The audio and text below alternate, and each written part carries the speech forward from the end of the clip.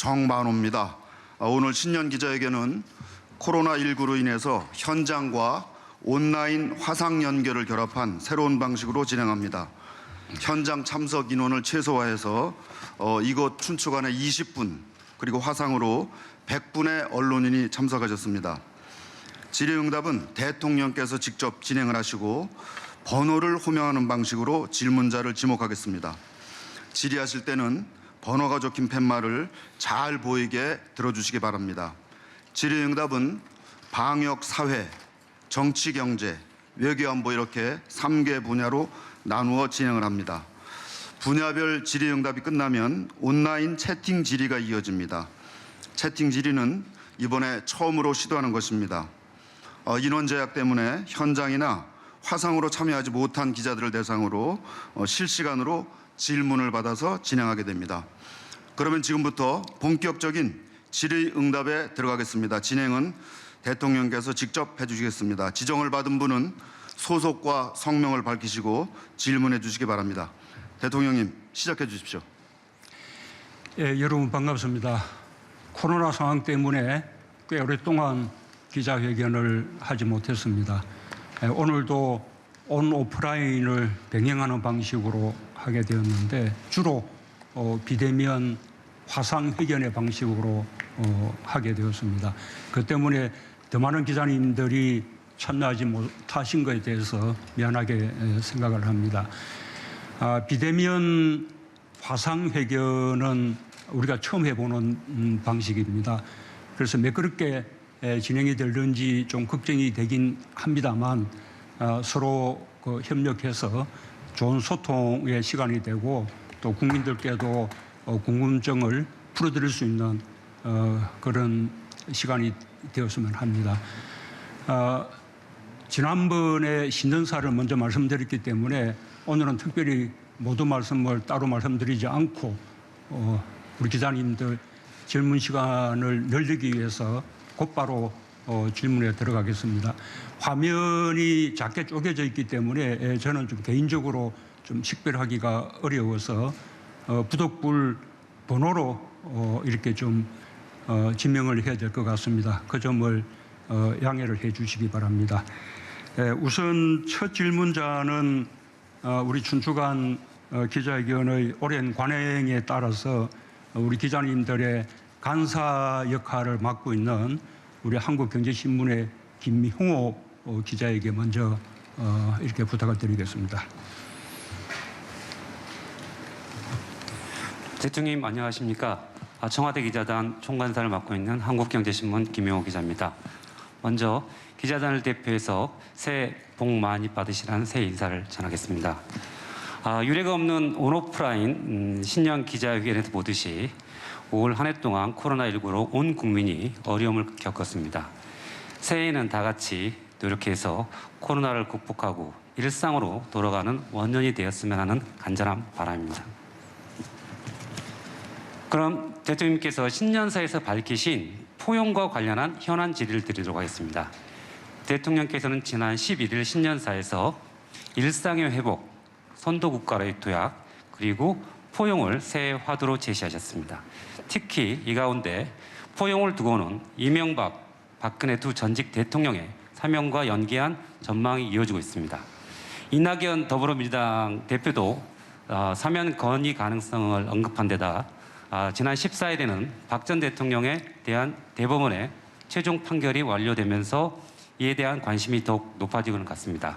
연초부터 이어지고 있는 두 전직 대통령의 사면에 대한 대통령의 입장을 부탁드리겠습니다. 아울러 대통령께서 신년사에서 포용을 강조하시면서 코로나19로 인한 사회적 격차 해소를 말씀하셨습니다. 그런데 최근 우리 사회는 주택가격 급등으로 인한 부동산 양극화가 사회적 격차를 확대하는 또 다른 불안 요인이 되고 있습니다.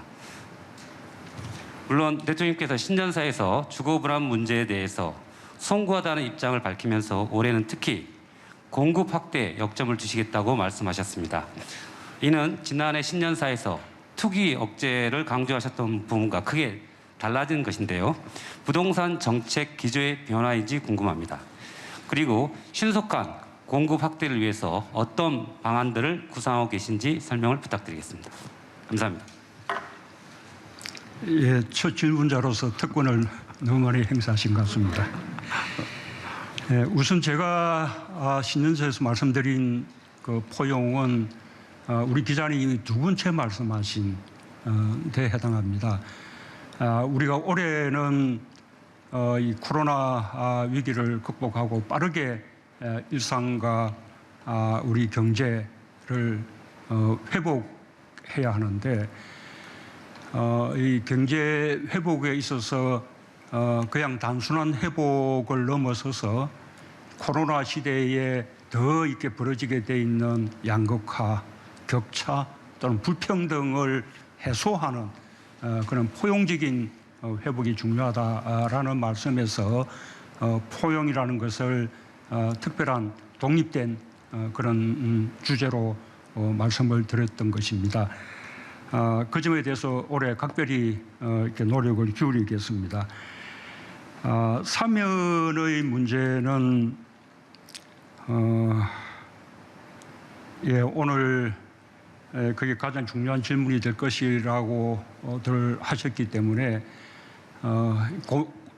고민을 많이 했습니다만 그냥 솔직히 제 생각을 말씀드리기로 했습니다. 두 분의 전임 대통령이 지금 수감되어 있는 이 사실은 국가적으로 매우 불행한 사태입니다.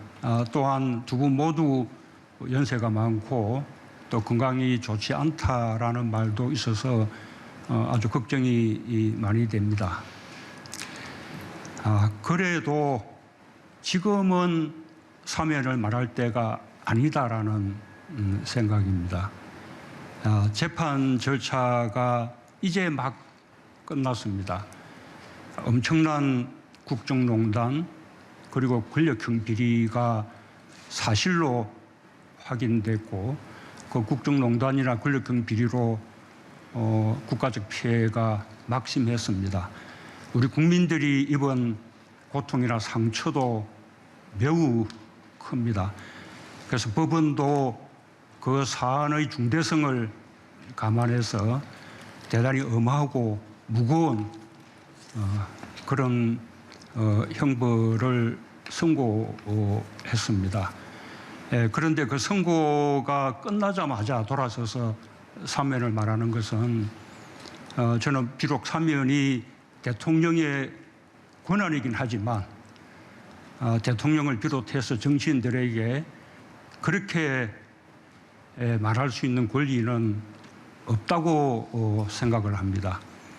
하물며 과거의 잘못을 부정하고 또 재판 결과를 인정하지 않는 차원에서 사면을 요구하는 이런 움직임에 대해서는 국민들의 상식이 용납하지 않을 것이라 생각하고 저 역시 받아들이기가 어렵습니다. 다만 전임 대통령을 지지하셨던 국민들도 많이 있고 또 그분들 가운데는 지금의 상황에 대해서 매우 아파하거나 안타까워하시는 분들도 많으시리라고 생각합니다.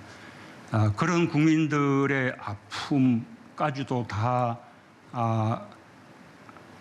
아우르는 그런 사면을 통해서 국민 통합을 이루자라는 의견은 충분히 경청할 가치가 있다고 생각합니다. 언젠가 적절한 시기가 되면 아마도 더 깊은 고민을 해야 될 때가 올 것이라고 생각합니다. 그러나 그에 대해서도 대전제는 국민들에게 공감대가 형성되어야 한다는 것입니다. 국민들이 사면에 공감하지 않는다면 이 사면이 통합의 그 방안이 될 수 없다고 생각합니다. 사면을 둘러싸고 또다시 극심한 국nội 분열이 있다면 그것은 통합에 도움이 되기는커녕 오히려 국민 통합을 해치는 결과가 될 것이라는 그런 생각입니다. 부동산 문제는 우리 정부에서 과거 정부에 비해서 보다 많은 주택 공급을 이렇게 늘렸습니다. 그렇기 때문에 부동산 투기를 잘 차단하면 충분한 공급이 될 것이라는 그런 판단이 있었던 것이 사실입니다. 그동안 부동산 투기에 역점을 두었지만 결국 부동산 안정화에는 성공하지 못했습니다. 근래 그 연유를 생각해 보니 한편으로는 다른 나라들과 마찬가지로 아주 시중의 유동성이 아주 풍부해지고 또 저금리인 그래서 부동산 시장으로 자금이 몰리게 돼 있는 그런 상황에 더해서 작년 할해 우리나라 인구가 감소를 했는데도 무려 61만 세대가 늘어났습니다. 이 예전에 없던 세대 수의 증가입니다. 그 연유는 앞으로 좀 더 분석해 봐야 합니다. 그렇게 이렇게 세대 수가 급증하면서 우리가 예측했던 그 공급의 그 물량에 대한 수요가 더 초과하게 되고 그것으로 결국 공급 부족이 이 부동산 가격의 상승을 부추긴 그런 측면도 있다고 생각합니다. 그래서 정부는 기존의 투기를 억제하는 기조는 그대로 유지하면서 부동산 공급에 있어서 특단의 대책을 마련하려고 합니다. 그 대책에 대해서는 앞으로 지금 국토부가 방안을 만들고 있기 때문에 신임 변창흠 장관이 설 전에 발표할 계획으로 있습니다.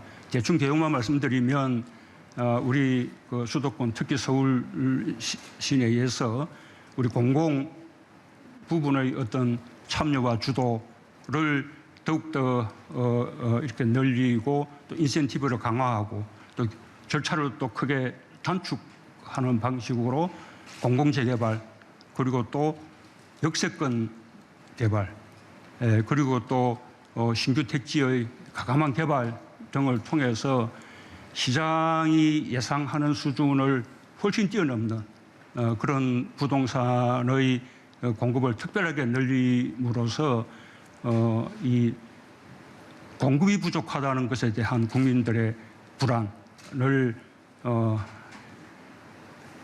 일거에 해소하자라는 것에 목적을 두고 있습니다. 저도 기대가 됩니다.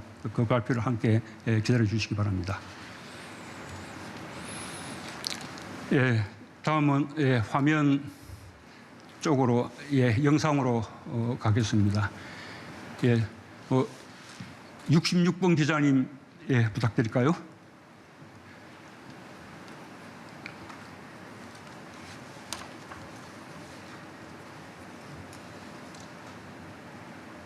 말씀하십시오. 인천일보 이상훈 기자님. 인천일보 이상훈 기자입니다. 새해 복 많이 받으시고요. 먼저 질문할 기회를 주셔서 감사합니다. 중복 질문을 피하기 위해서 저는 교육 분야 질문을 하나 드리겠습니다. 권력기관 개혁에 공수처가 있다면 교육개혁에는 국가교육위원회가 있다고 생각합니다. 백년지 대계라는 교육이 그동안 정권이 바뀔 때마다 정책 방향이 크게 바뀌면서 혼란만 가중시키고 있습니다. 그래서 말 그대로 백년지 대계를 세울 수 있는 국가교육위원회를 설치하자는 논의가 진행되고 있는 것으로 알고 있습니다. 대통령님께서도 국정운영 100대 과제를 발표하실 때 2019년까지 국가교육위원회를 설치하겠다고 하셨습니다. 국회에도 설치법안 4건이 발의되어 있지만 지지부진한 상황입니다. 국가교육위원회 설치가 임기 중에 가능한 것인지 추진 계획이 있으면 말씀해 주시고 정치권이나 국민들에게 당부하고 싶으신 말씀 있으면 해 주시기 바랍니다. 국가 교육위원회는 저희의 공약이기도 합니다. 그리고 차근차근 준비를 해가고 있습니다. 그동안 국가교육회의를 설치해서 국가교육정책의 기본 방향을 정하면서 국가교육위원회의 출범을 준비를 해왔습니다. 아마도 금년 중 출범을 좀 더 본격적으로 구체적인 방안까지 제시하고 아마 실행까지 나가게 되지 않을까 생각합니다. 물론 국회의 입법과 함께 가야 되기 때문에 국회와도 긴밀히 소통하면서 협의해 나가겠습니다.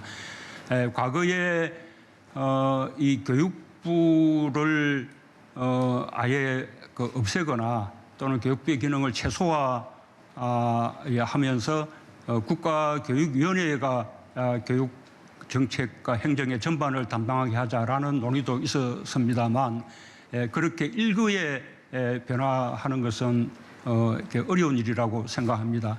우선 국가교육위원회가 국가교육정책의 어떤 기본 방향 또 기본적인 정책들을 논의해서 결정하는 역할을 하고 그다음에 교육부가 그것을 실행해 나가는 그런 체제로 점진적으로 접근하려고 합니다.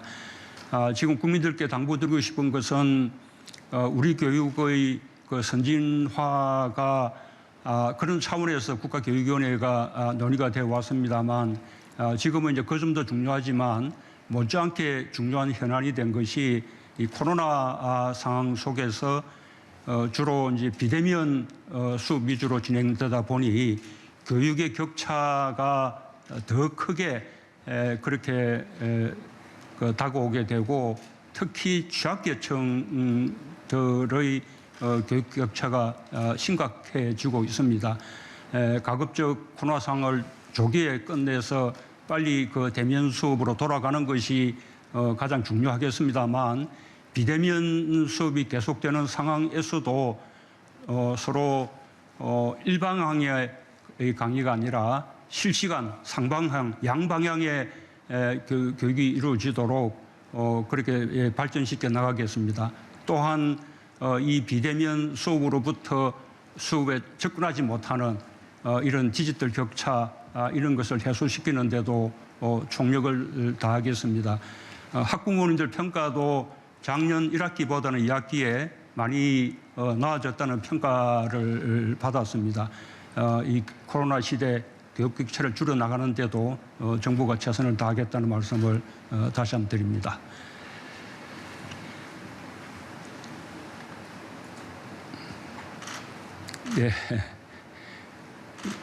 이번에 29번 기자님, 한국일보 신은별 기자님입니다. 네, 안녕하세요. 한국일보 신은별 기자입니다. 추미애 법무부 장관이 윤석열 검찰총장에 대해서 징계안 청구한 이후에 국민들 관심은 높아졌는데 대통령님과 언제 어떤 방식으로 좀 무슨 논의가 오갔는지에 대해서는 크게 알려진 바가 많지 않았는데요. 대통령님께서 여러 차례 사과도 하셨고 사안이 어느 정도 일단락되기도 했지만 혹시 바깥으로 드러난 결정들이 대통령님 의사와 어느 정도 일치하는 것인지 또 어떤 논의가 있었는지 궁금합니다.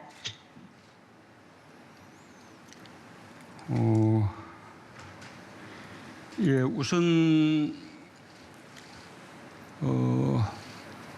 사실 이 법무부와 검찰은 이 검찰개혁이라는 시대적 과제를 놓고 함께 이렇게 협력해 나가야 될 그런 관계인데 그 과정에서 이렇게 갈등이 부각이 된 것 같아서 국민들께 정말 송구스럽습니다.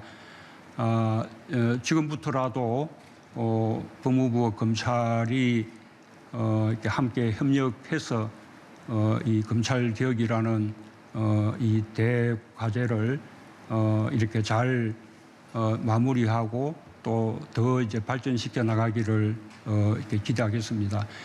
윤석열 총장에 대해서는 여러 가지 평가들이 있지만 저는 저의 평가를 한마디로 말씀드리면 그냥 문재인 정부의 검찰총장이다.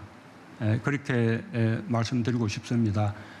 그리고 윤석열 총장이 정치를 염두에 두고 정치할 생각을 하면서 지금 검찰총장 역할을 하고 있다고 생각하지 않습니다. 다만 검찰의 개혁이라는 것이 워낙 오랫동안 이렇게 이어졌던 검찰과 경찰과의 여러 가지 그 관계라든지 또 검찰의 어떤 수사 관행 문화 이런 것을 다 이제 바꾸는 일이기 때문에 그 점에서 법무부 장관과 검찰총장 사이에 관점의 차이나 견해의 차이가 있을 수 있었다고 생각합니다. 이제는 서로의 입장을 더 잘 알 수 있게 되었기 때문에 이제는 그것처럼 국민들을 염려시키는 그런 갈등은 다시는 없으리라고 기대를 하고 있습니다. 예, 우리 3분 기자님. 예.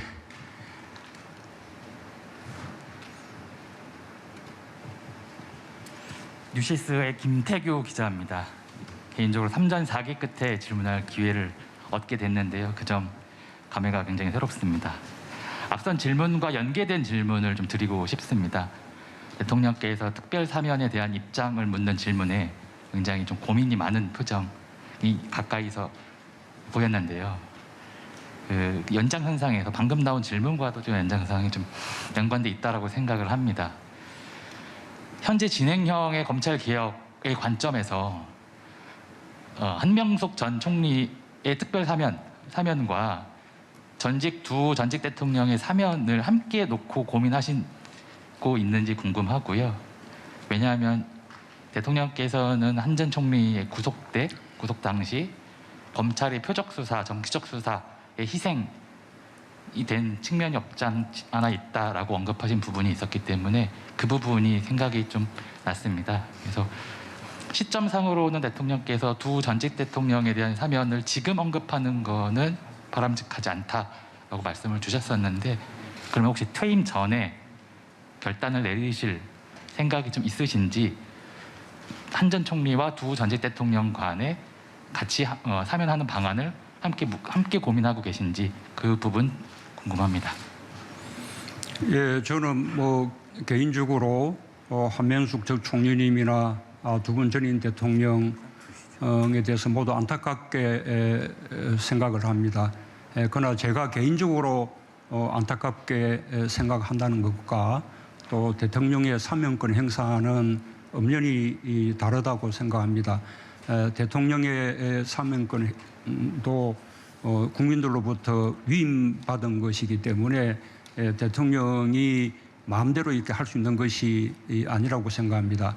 아직까지는 그 정치인 사면에 대해서 검토한 적이 없습니다. 앞으로 어떻게 될지는 지금으로서 미리 말하기는 어렵습니다. 그러나 아까 말씀드린 바와 같이 국민들의 공감대에 토대하지 않는 그런 이렇게 대통령의 어떤 일방적인 사면권 행사 이런 것은 지금 어렵다고 생각합니다. 제가 개인적으로 없다는 것만 아니라 그것이 시대적인 요청이라고 생각하고 있습니다.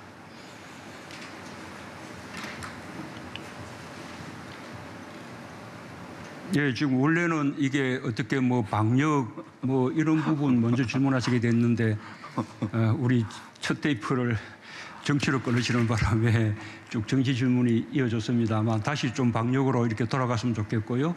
외신 쪽에도 우리 기회를 한번 드릴까요? 우리 BBC의 로라 비커 기자님. 새해 복 많이 받으세요, 민 대통령님.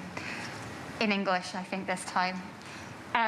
You have said the vaccine rollout will not be until perhaps late February, March. Do you regret not procuring vaccines earlier and therefore allowing South Korea a chance to get back to normal more quickly? 대통령님 안녕하십니까? 저는 BBC의 로라 비커 지국장입니다. 대통령님께서 백신을 2월 말 3월 초에 보급이 가능할 것이라고 말씀하신 바가 있습니다. 한국이 조금 더 빨리 백신을 확보해서 일상생활로 돌아갈 수 있었을 텐데 이 결정에 대해서 혹시 후회하신 점이 있는지 여쭙고 싶습니다. 그렇지 않습니다. 지금 그 백신은 충분히 빨리 도입되고 있고 또 충분한 물량이 확보가 되었습니다. 여러 가지 처음 개발되는 백신이기 때문에 여러 백신을 이렇게 고르게 구입함으로써 위험도 분산시켰습니다.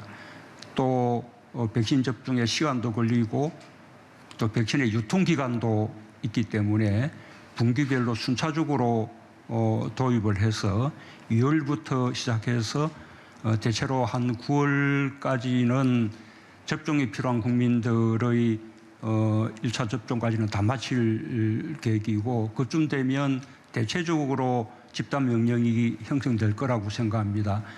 그리고 일부 남은 2차 접종 그리고 또 접종에서 누락된 분들 이런 분들이 또 4분기에 이렇게 이제 접종을 마저 이제 하면 늦어도 11월에는 집단 면역이 거의 완전하게 형성될 거라고 생각합니다.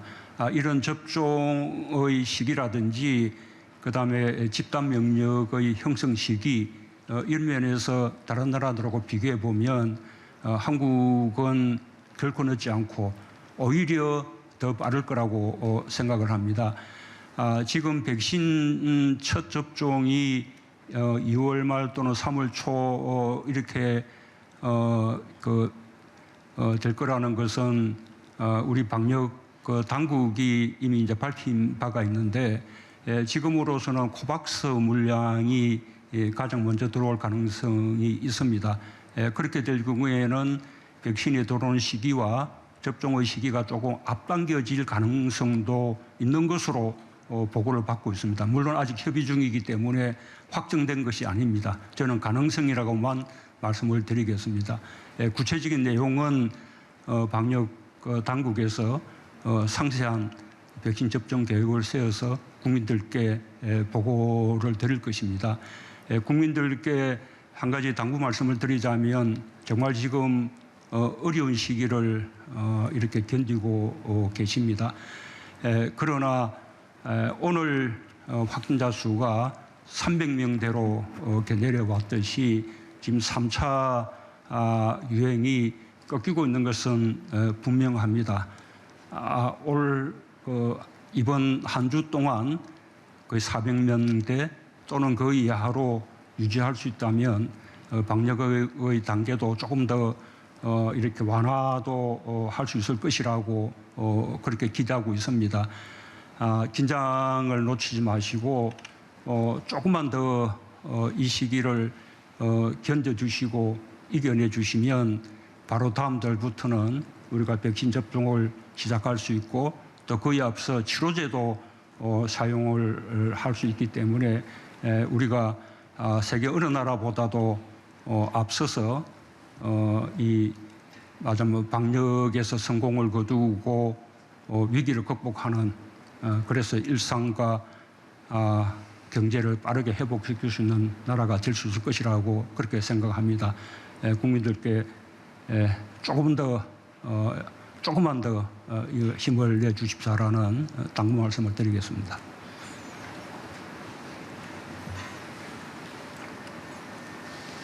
그러면 또 우리 이제 10분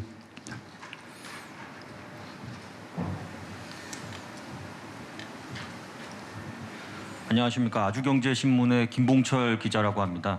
다른 질문은 아니고요. 최근에 그 16개월 된 여자아이가 그 양부모의 학대에 못 이겨 세상을 떠나는 일이 발생해서 전 국민적인 공분을 사고 있습니다.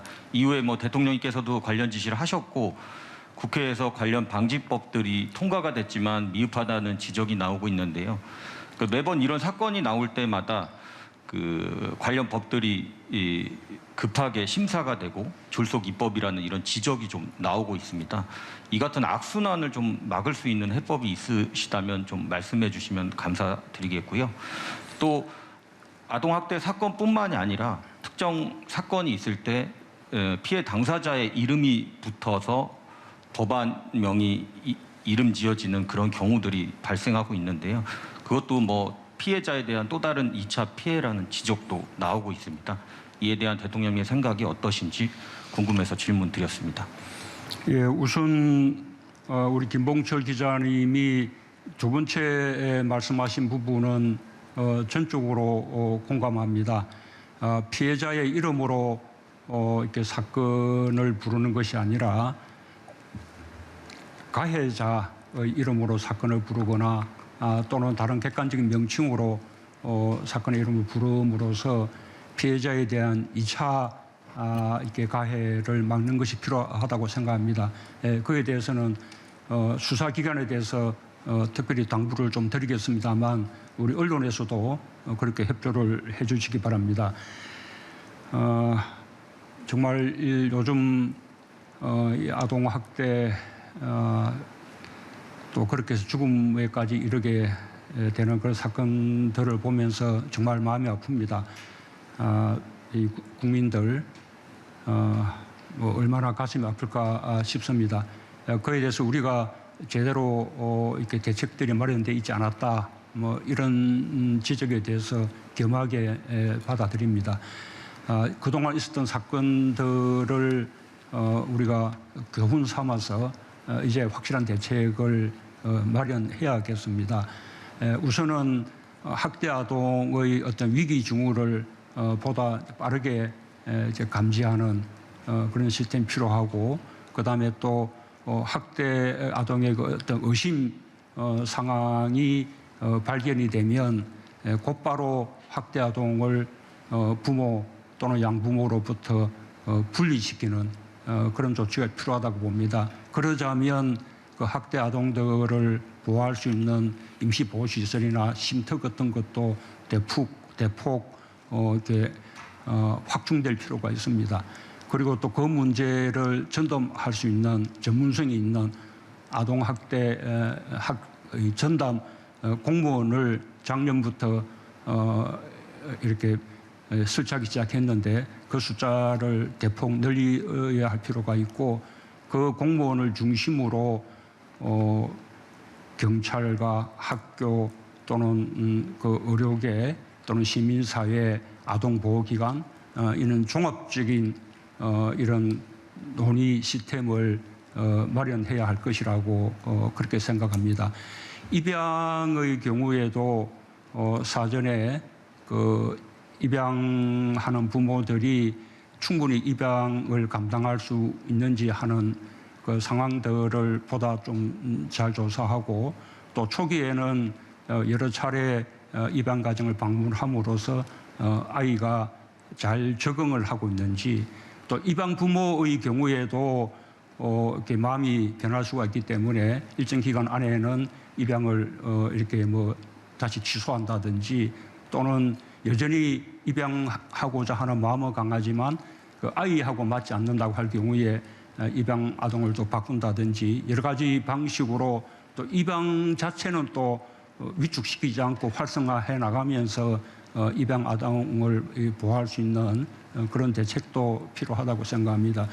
지금 국회에서 활발하게 법안들이 제출되어 있기 때문에 그 국회와 협의해서 아주 그 필요한 어떤 대책들을 조기에 마련하도록 하겠습니다. 예, 위로 올라가서요. 예. 21번 기자님. 예.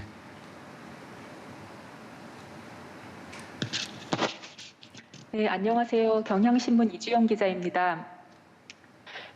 좀 전에 나왔던 그 입양아동 학대 사건과 관련해서 여러 문제점이 드러났지만 그중에 아동 학대 의심 신고를 접수하고도 경찰이 부실 대응했던 문제가 있었습니다. 검경 수사권 조정으로 경찰의 권한이 강화됐지만 경찰이 책임 수사를 할 수 있는 역량을 갖추고 있느냐는 의문이 제기되고 있는데요. 이에 대한 대통령님 견해를 듣고 싶습니다.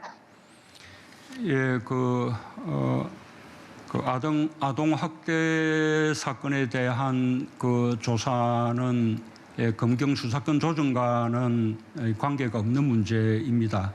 검경 수사권 조정 이전부터도 그런 사건들은 1차적으로 경찰이 담당을 하고 있고, 또 지역 사회와 가장 밀착되어 있기 때문에 경찰이 당연히 1차적인 조사를 할 수밖에 없는 상황입니다. 그 점에 대한 그 경찰의 인식이 그동안 부족한 점이 있었다고 생각합니다. 우리가 이제 어떤 사건들에 대해서도 이 사건을 바라보는 우리 국민들의 어떤 정서나 눈높이나 또는 민감도나 이런 것이 갈수록 달라지고 있습니다. 아동 학대의 경우에는 굉장히 그 민감도가 높아지고 있기 때문에 경찰이 그만큼 그 사건을 중요하게 인식하는 것이 중요하다고 생각합니다. 그렇기 때문에 전문 경찰관을 이렇게 함으로써 그 전문 경찰관이 아까 아동 학대 전담 공무원과 또 지역사회의 아동 보호기관 등과 함께 이렇게 연계를 하면서 학대 아동을 보다 조기에 발견하고 또 학대 아동이 신고될 경우에 적절한 조치를 취할 수 있도록 그렇게 준비를 더 강화시켜 나가겠습니다. 예, 50번 기자님. 예. 네, 안녕하세요. 연합뉴스 설승인 기자라고 합니다. 대통령님, 저는 그 감사원 관련해서 좀 여쭙고 싶습니다. 지금 여권을 중심으로 월성 원전에 대한 감사원 감사나 검찰 수사가 정치적 성격을 띠고 있다는 비판이 제기되고 있는데요. 나아가서 감사원이 정부의 탈원전 정책 수립 과정까지 감사하는 것은 월권이라는 지적도 일각에서 나오고 있습니다. 근데 반대편에서는 여권의 지나친 압박이 오히려 감사원의 독립성을 해치는 거 아니냐 이런 지적도 나오는데요. 대통령께서는 감사원의 월성 원전 감사 그리고 검찰의 관련 수사를 어떻게 바라보고 계신지 궁금합니다. 그리고 여기에 덧붙여서 대통령님께서는 지난 2017년에 최재형 감사원장 임명을 하실 때 어떤 외압에도 흔들리지 않는 성품, 감사 공정성을 높일 적임자라고 평가하신 바가 있는데요. 지금도 이제 임명 3년이 조금 넘었는데 지금도 그 생각에는 변함이 없으신지 그것도 궁금합니다. 예, 지금 월성 원전에 대한 그 지금의 그 감사는 지난번 1차 감사는 국회 그 상임위원회의 감사 그 요청 의결이 있었습니다. 그에 따라서 이루어진 감사였고 이번의 또 감사는 이 공익감사 청구가 있었기 때문에 그에 따라서 최소한의 범위에서 감사가 이루어지는 것으로 알고 있습니다. 저는 감사원의 감사가 정치적 목적의 감사라고 그렇게 생각하지 않습니다. 또 감사원이 정치적 목적으로 감사를 해서도 안 된다고 생각합니다. 검찰의 수사도 당시 감사원으로부터 수사기관으로 이첩된 데 따라서 이렇게 수사가 이루어진 것이지 그 이상으로 이 정치적 목적의 수사가 이루어졌다고 그렇게 생각하지 않습니다. 그리고 감사원의 어떤 독립성 또 검찰의 그 중립성을 위해서 감사원의 감사나 또 검찰의 수사에 대해서 일체 개입하지 않는다는 그 원칙은 지금까지 철저하게 지키고 있다고 자부하고 있습니다.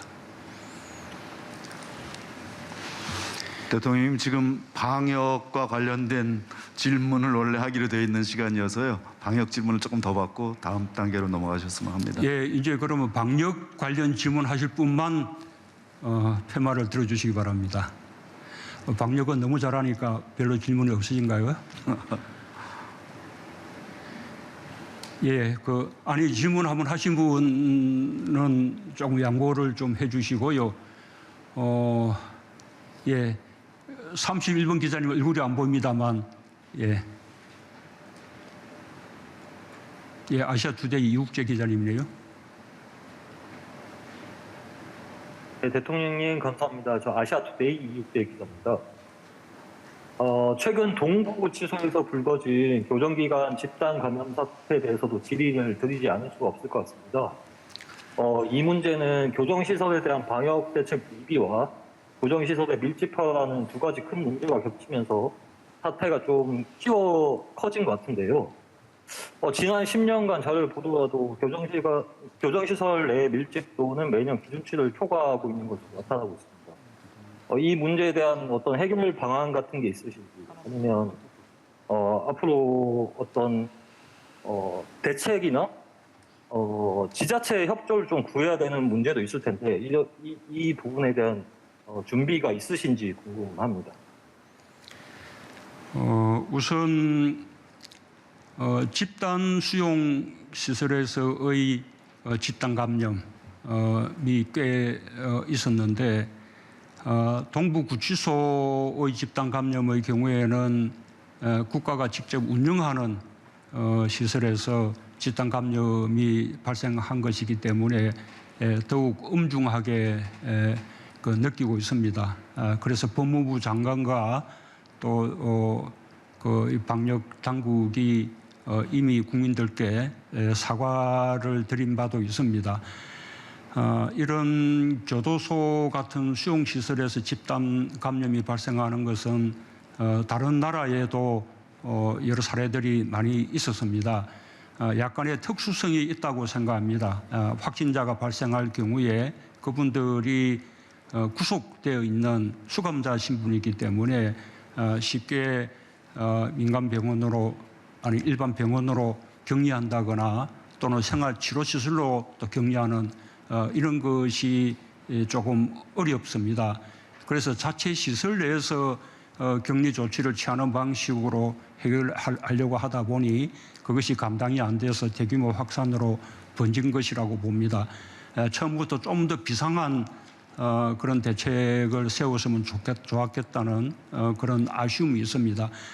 어쨌든 이번 이 동부구치소 집단 감염을 통해서 우리 이런 구치소나 이런 교정시설이 정원을 초과해서 너무 이렇게 과밀된 그런 상황이라는 것이 드러났고 또 시설 내에서 층별로 이렇게 격리를 하는 이런 이제 방식으로는 이렇게 확산을 막기 어렵기 때문에 확진자가 발생하면 보다 조기에 확진된 사람들과 그 접촉자들 그리고 또 보다 안전한 분들을 확실히 분리하는 조치 이런 것이 필요하다는 그런 이제 교훈도 얻게 되었습니다.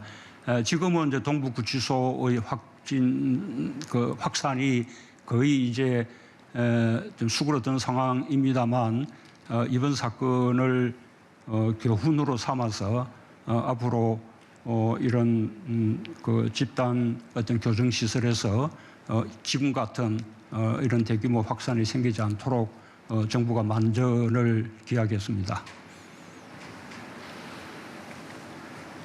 예, 오른쪽 100번 기자님. 예. 네, 안녕하세요, 대통령님. 홍콩 피닉스 TV 김지연입니다. 질문할 기회를 주셔서 감사드립니다.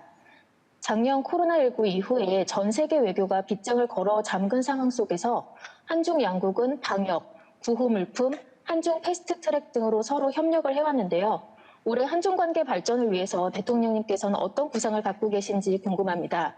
또한 코로나 상황과 관련해서 한중 간에 더 협력할 수 있는 것이 있다면 어떤 것이 있을지도 말씀 부탁드리고요. 시진핑 국가주석 방안에 관련해서 구체적인 계획 있으면 함께 말씀 부탁드립니다. 감사합니다. 예, 나중에 그 외교안보 분야 질문 순서가 따로 있는데 또 먼저 질문을 이렇게 해 주셨습니다. 우리로서는 한미 관계, 그다음에 한중 관계 모두 중요합니다. 한미 관계는 우리 그 외교 안보에 있어서 특별한 동맹 관계입니다. 그리고 또 그 외교 안보에 국한되지 않고 요즘 경제, 또 문화, 또 이게 보건 협력 이런 아주 그리고 또 기후 변화 같은 글로벌 협력 이런 다양한 분야의 협력까지 이렇게 나아가는 이 포괄 동맹으로 이렇게 발전을 하고 있습니다. 한미 관계 중요성에 대해서는 뭐 더 말씀드릴 필요가 없을 것이라고 생각하고요. 한중 관계도 매우 중요합니다. 우리나라로서는 최대의 교역 국가이고 또 한반도 평화 정진을 위해서 협력해 나가야 될 그런 관계입니다. 또 근래에는 환경 분야 협력도 매우 중요해졌습니다. 그래서 한중 관계 발전을 위해서도 계속 노력해 나가겠습니다. 시진핑 주석의 방안은 작년에 한번 추진이 되었었는데 코로나 상황이 나빠져서 이렇게 성사되지 못했습니다. 올해 코로나 상황이 안정되고 여건이 갖추는 대로 조기 방안이 실현될 수 있도록 그렇게 노력을 해 나가겠습니다. 이런 코로나와 관련해서는 중국뿐만 아니라 또 이웃나라 일본 그리고 또 위에 북한 그리고 또 필요하다면 동북아 전체가 이런 우리 사람 감염병뿐만 아니라 뭐 조류독감이라든지 아프리카 돼지 열병이라든지 구제역이라든지 이런 가축 감염병 부분에 있어서도 서로 이어져 있는 국경을 이렇게 접하고 있는 그런 관계에 있기 때문에 함께 공동의 협력이 필요하다고 생각합니다. 중국과의 협력에도 더더욱 관심을 가지고 더 발전시켜 나가도록 하겠습니다. 자, 이번에 진짜 방역으로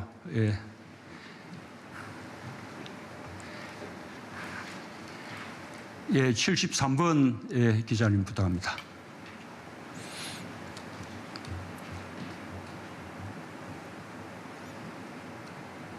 대통령 안녕하십니까. EBS 황대훈 기자입니다. 아까 전에 나왔던 질문에서 좀 연계된 질문으로 드리고자 합니다. 지난 한 해 동안 교육과 보육 현장에서 가정돌봄과 원격 교육이 진행되면서 말씀하신 대로 학력 격차도 많이 벌어졌고 또 정인인 사건과 아동 학대가 더 수면 아래로 가라앉는다는 지적도 나오고 있는데요. 결국 등교 수업을 늘려야 해결될 문제 같은데 올해 등교 수업을 안전하게 늘릴 수 있는 대책 어떻게 준비하고 계신지 질문 드리겠습니다. 예, 우리 EBS 황대훈 기자님이었는데 우리가 코로나 상황 때문에 부득이 그 비대면 원격 수업을 하게 되었을 때 전국 단위의 그 원격 수업이 가능하게 되었던 것은 당시 EBS의 협력 덕분이 아주 컸습니다. 감사를 드립니다. 아마도 전국 단위의 원격 수업을 그렇게 전체 아동을 대상으로 할 수 있는 나라는 아마 우리가 세계에서 처음이 아닌가 싶습니다. 어쨌든 그런 원격 수업은 등교 수업이 이루어지지 않기 때문에 맞으면 부득이 선택하는 그 대안이고 그다음에 좀 더 우리가 상황이 정상화된다면 대면 수업을 좀 더 보완하는 방법으로 이렇게 활용할 수는 있겠지만 이 원격 수업 자체가 근본적인 대안이 될 수는 없다고 생각을 합니다. 최대한 코로나 상황을 빨리 극복해서 아이들이 학교에 등교해서 대면 수업을 할 수 있는 것이 그만큼 아이들에 대한 교육의 효과도 노리고 또 아이들의 사회성도 이렇게 늘려주고 부모들의 돌봄 부담도 덜어주는 그런 근본적인 방법이라고 생각합니다. 제가 아까 말씀드린 바와 같이 이번 3차 유행을 조속히 끝내고 이제는 치료제와 백신까지 함께 활용할 수 있는 그런 이제 시기가 됨으로써 이런 이제 원격 수업이 중심이 되는 그 시대가 빨리 끝내기를 기대하고 있습니다. 뿐만 아니라 또 부득이 원격 수업이 또 계속되는 경우에 있어서도 그로 인해 생기는 교육 격차를 최대한 막고 또 그 아이들의 이 돌봄 문제가 해결될 수 있도록 이 공보육과 공돌봄 또 온종일 돌봄 같은 이런 또 돌봄을 획기적으로 늘림으로써 부모들의 돌봄에 대한 부담을 들어주고 아이들이 돌봄 밖에서 방치되는 일이 없도록 정부가 최선을 다하겠습니다.